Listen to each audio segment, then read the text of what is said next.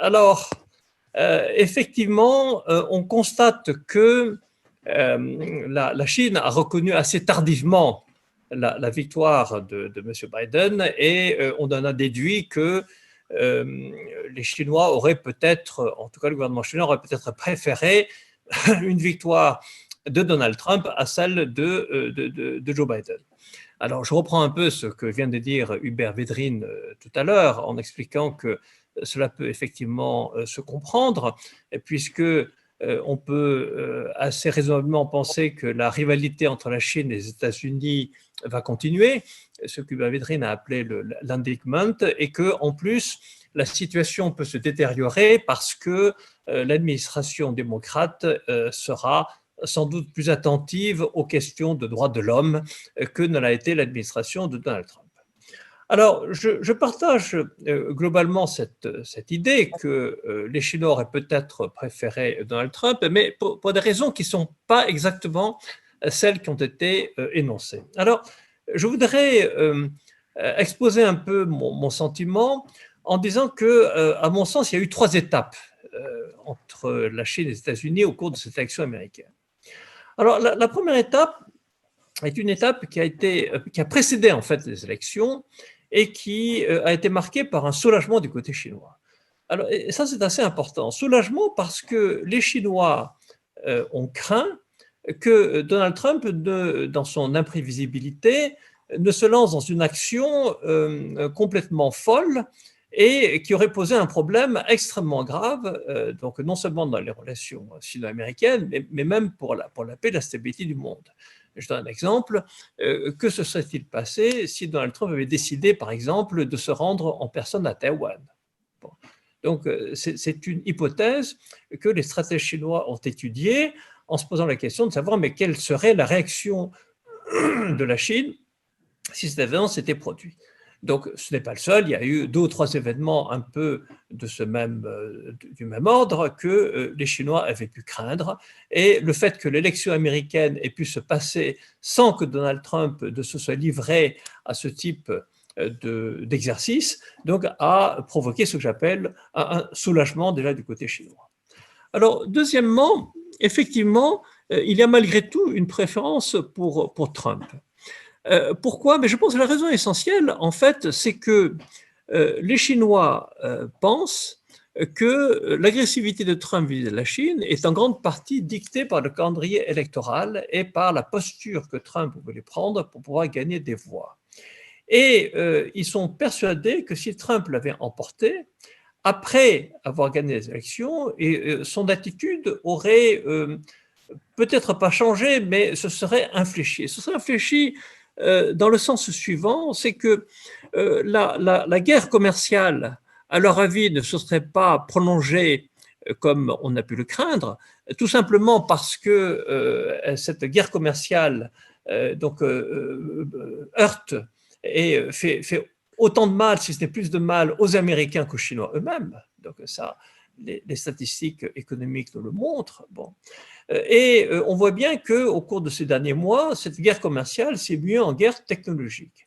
Et là, les Chinois s'attendaient à ce que Trump propose ce que j'appellerais un grand marchandage. Parce que finalement, Trump a fait une liste noire de sociétés chinoises envers qui il fallait marquer une très grande prudence, mais on remarquera qu'il n'a pas vraiment interdit aux entreprises de vendre à ces sociétés chinoises. Il a simplement dit que si on voulait vendre à ces sociétés chinoises, il fallait demander une licence. Ce qui finalement a permis aux États-Unis d'avoir une liste extrêmement exhaustive de qui vend quoi aux Chinois.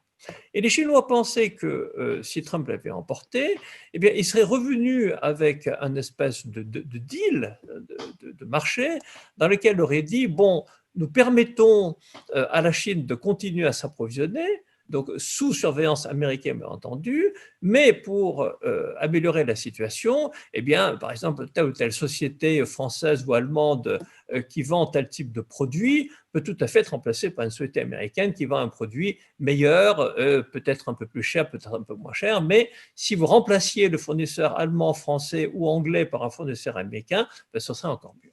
Donc, ce type de marchandage est quelque chose qui aurait pu, d'après les Chinois, se produire et ça aurait pu effectivement convenir aux Chinois. Alors, pas du tout aux Européens, bien entendu, et de ce point de vue-là, l'élection de Biden est certainement, si les Chinois avaient raison dans leur point de vue, est certainement une bonne chose.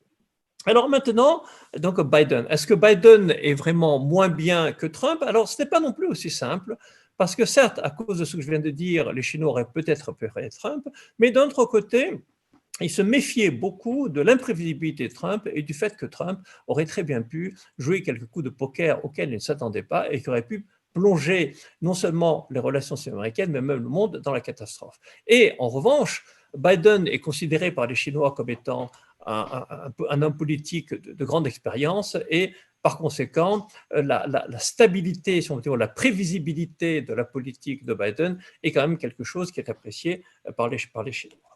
Alors, ce que je voudrais faire maintenant, c'est prendre un petit peu de recul et, si vous me laissez quelques minutes, essayer de voir un peu comment, pour les Chinois, la situation se présente à plus long terme. Et je voudrais rapidement tirer des leçons à la fois du Covid et des élections américaines. Alors, sur le Covid, si vous me permettez quelques mots quand même, bon, les Chinois sont très frappés par l'inefficacité de l'ensemble des pays occidentaux contre le Covid, surtout quand on compare à la politique des pays asiatiques.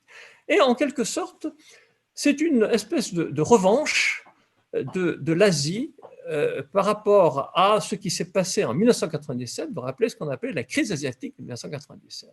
Si vous vous rappelez, à l'époque, il y avait cette crise financière dite crise asiatique, qui est partie de la Corée et de la Thaïlande, donc, qui avait rejoint, qui s'était étendue à l'ensemble de l'Asie.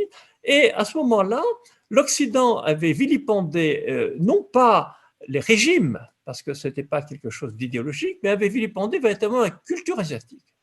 La culture du groupe telle qu'elle s'exerçait en Asie avait été critiquée largement par l'Occident. On appelait ça du clanisme, on appelait ça du chronisme, et on dit finalement cette crise est due au fait que l'Asie a trop privilégié le groupe par rapport à l'individu, et il y a certains intellectuels occidentaux qui avaient même fait de l'importance qu'une société accorde à l'individu un marqueur du progrès de cette société.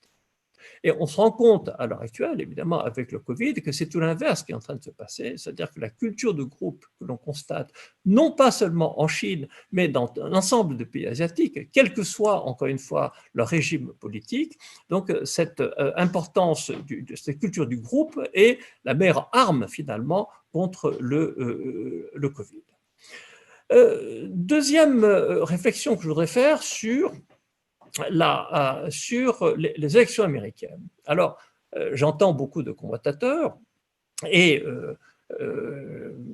Hubert Védrine, comme Jean-Claude Beaujour tout à l'heure, se sont félicités de la vitalité de la démocratie américaine. Alors, je ne veux pas revenir là-dessus, donc je ne veux pas dire qu'il n'y a pas de vitalité de la démocratie américaine, mais je voudrais simplement insister sur le fait que, vu de Chine, ce n'est pas nécessairement ce qui est le plus important. C'est-à-dire que finalement, les réactions à la fois d'Hubert Védrine et de Jean-Claude Beaujour sont très significatives d'une réaction occidentale où on fait de la vitalité de la démocratie un petit peu l'alpha et l'oméga de la vertu en politique. Or, pour les Chinois, il y a d'autres valeurs qui sont aussi importantes, voire plus importantes que la démocratie. Et une de ces valeurs, donc, c'est l'unité. C'est-à-dire que pour les Chinois, donc depuis, j'allais dire toujours, l'unité est une des conditions absolument essentielles de la paix et de la sérénité dans un pays. Et on voit bien que ces élections, même si elles marquent donc un triomphe de la démocratie aux aux États-Unis, donc on l'a également relevé, marque une profonde désunion, donc une profonde fracture de l'Amérique. Et ceci est pour les Chinois quelque chose d'extrêmement grave pour les États-Unis. Et je vous rappelle, alors je voudrais le rappeler parce que personne ne l'a dit jusqu'à présent, et je trouve ça tout à fait frappant, je rappelle que hier, le 15 novembre, il s'est signé un très grand traité qu'on appelle le traité du RCEP, donc, qui a marqué quand même une grande réussite donc, de la diplomatie chinoise. Je rappelle le RCEP qui rassemble 15 pays, donc a créé tout simplement la plus grande zone de libre-échange du monde, et ceci a été signé hier, mais a été curieusement passé sous silence par une grande partie des médias occidentaux. Et c'est pour moi un peu l'illustration de ce que je disais, c'est-à-dire que le fait d'unifier est quelque chose qui est beaucoup plus important pour les Chinois que simplement la simple observation de la démocratie. Alors, à partir de là, quelle conclusion faut-il en tirer? Eh bien, il ne faut surtout pas. Oui, je conclue. Il ne faut surtout pas dire que la Chine pense que les États-Unis vont s'effondrer, mais la Chine a une vision un petit peu, je dirais, organique des institutions, en pensant que les États-Unis sont un pays qui ont maintenant 250 ans. Bon, une dynastie chinoise, en moyenne, fait à peu près 300 ans. Donc, la démocratie, les États-Unis ne vont pas s'effondrer tout de suite, mais ils sont véritablement et visiblement en sénescence.